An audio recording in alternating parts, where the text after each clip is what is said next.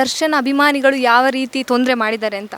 Madam ತೊಂದರೆ ಏನಿಲ್ಲ, ನಾನೇ ವಾಲಂಟ್ರಿಗೆ ಅವರನ್ನು ಬೆಳಕಿಗೆ ತೊಗೊಂಬಂದಿದ್ದು. ಈ ಕೊಲೆ ಕೇಸ್ ನಡೆದಾಗ ಒಂದು ವಿಚಾರ ಹೊರಗಡೆ ಬರುತ್ತೆ, TV5 ಅವರು ಎಕ್ಸ್ಪೋಸ್ ಮಾಡ್ತಾರೆ. ಇನ್ಫ್ಯಾಕ್ಟ್ ಎಲ್ಲ ಮಾಧ್ಯಮ ಎಕ್ಸ್ಪೋಸ್ ಮಾಡುತ್ತೆ. ದರ್ಶನ್ ಒಂದು 250 ವಾಟ್ಸಪ್ ಗ್ರೂಪನ್ನು ಮೇಂಟೈನ್ ಮಾಡ್ತಾ ಇದ್ದಾನೆ. ಅಂದರೆ ನಾವು ಮಲ್ಟಿಪ್ಲೈ ಮಾಡಿದ್ವಿ, 250 × 250 ಅಂದರೆ ಒಂದು 75,000 ಆಯಿತು. ಸೊ 75,000 ವಾಲಂಟಿಯರ್ಸ್ ನಿಜವಾಗ್ಲೂ ಏನು ಮಾಡ್ತಾ ಇರೋದು ನಮ್ಮ ಪ್ರಶ್ನೆ ಆಗಿತ್ತು. ಆಮೇಲೆ ವರ್ಷಕ್ಕೆ 2-3 ಫಿಲಮ್ ಬರ್ತದೆ.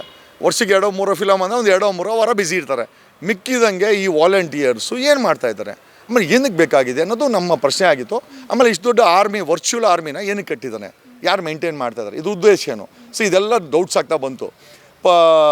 ಮರ್ಡರ್ ಕೇಸಲ್ಲಿ ಬರೀ 250 ವಾಟ್ಸಪ್ ಗ್ರೂಪ್ ಇದೆ ಅಂತ ಅಲ್ಲಿ ನಿಂತೋಯ್ತು. ಬಟ್ ಫರ್ದರ್ ನಮಗೆ ಸಮಸ್ಯೆ ಆಗಿದ್ದು, ನಮಗೆ ಸ್ವಲ್ಪ ಆಶ್ಚರ್ಯ ಆಗಿದ್ದು, ಈ ವಾಲಂಟಿಯರ್ ಗ್ರೂಪ್ ನಿಜವಾಗ್ಲೂ ವಾಲಂಟಿಯರ್ ಗ್ರೂಪಾ ಅಥವಾ ಇವರೇನೋ ಮಾಫಿಯಾ ನಡೆಸ್ತಾ ಇದ್ದಾನ, ಮಾಫಿಯಾದ ಒಂದು ಭಾಗವಾಗಿದೆಯಾ, ಏನೋ ಡ್ರಗ್ ಪೆಡ್ಲಿಂಗ್ ಮಾಡ್ತಾ ಇದ್ದಾರಾ? ಯಾಕಂದರೆ ಬೆಳಗ್ಗೆ ಹೊತ್ತು ಸ್ಟಾರ್ ಹೋಟ್ಲಲ್ಲಿರೋ ದರ್ಶನ್ ರಾತ್ರಿ ಆಗಿದ್ದ ತಕ್ಷಣ ಶೆಡ್ ಸೇರ್ಕೊಂತಾನೆ. ಶೆಡ್ ಒಂದು ಬ್ಲ್ಯಾಕ್ ಸ್ಪಾಟು. ಆಮೇಲೆ ಅದ್ರ ಓನರ್ ಜಯಣ್ಣನ ಬ್ಯಾಕ್ಗ್ರೌಂಡು ಕೂಡ ಏನಿದೆ ಅಂತ ನಮಗೆಲ್ಲ ಗೊತ್ತಿದೆ. ಜಯಣ್ಣನ ಬ್ಯಾಕ್ಗ್ರೌಂಡು, ಅವ್ರ ಅಕ್ಕನ ಮಗ ಅವ್ನು ವಿನಯನ್ ಬ್ಯಾಕ್ಗ್ರೌಂಡು, ಇನ್ಫ್ಯಾಕ್ಟ್ RR ನಗರದ ಬ್ಯಾಕ್ಗ್ರೌಂಡೇ ನಮ್ಗೆ ಗೊತ್ತಿದೆ. ಅದರ MLA ಮುನ್ರತ್ನ ಆಗಿರ್ಬೋದು. ಇವರೆಲ್ಲ ನೋಡಿದಾಗ ಎಲ್ಲ ಅಕ್ರಮಗಳ ಒಂದು ತಾಣ RR ನಗರ ಆಗಿಬಿಟ್ಟಿದೆ. ಅದರಲ್ಲಿ ಇದೊಂದು ತಾಣ ಬ್ಲ್ಯಾಕ್, ಇದೊಂದು ಶೆಡ್ ಅನ್ನೋದು. ಸೊ ಇದ್ರ ಬಗ್ಗೆ ಸ್ವಲ್ಪ ತನಿಖೆ ಮಾಡ್ಕೊಂಡು ಅಂದ್ಕೊಂಡು ಆಮೇಲೆ ಅಲ್ಲಿಗೆ ನಿಂತೋಯ್ತು.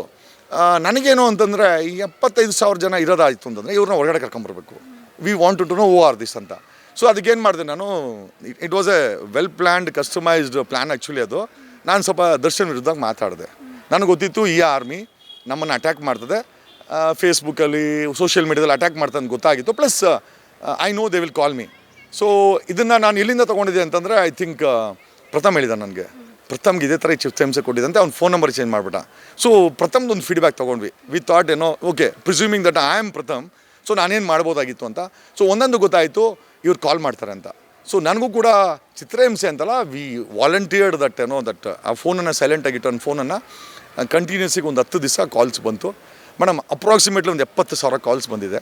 We have every number of ಈ ದರ್ಶನ್ದು ಏನು ಮಾಫಿಯಾ ಅಂತ ವರ್ಚುವಲ್ ವರ್ಲ್ಡಲ್ಲಿ ಇತ್ತಲ್ಲ, ಮೋಸ್ಟ್ಲಿ ಪೊಲೀಸವ್ರ ಬಳಿ ಅವ್ರ ನಂಬರ್ಸ್ ಇಲ್ಲ, ನಮ್ಮ ಹತ್ರ ಅವ್ರ ನಂಬರ್ ಸಮೇತ ಐತೆ.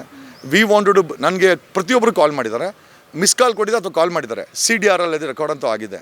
So we wanted to bring them on record ಯಾರು ಈ ಮಾಫಿಯಾ ಅಂತ.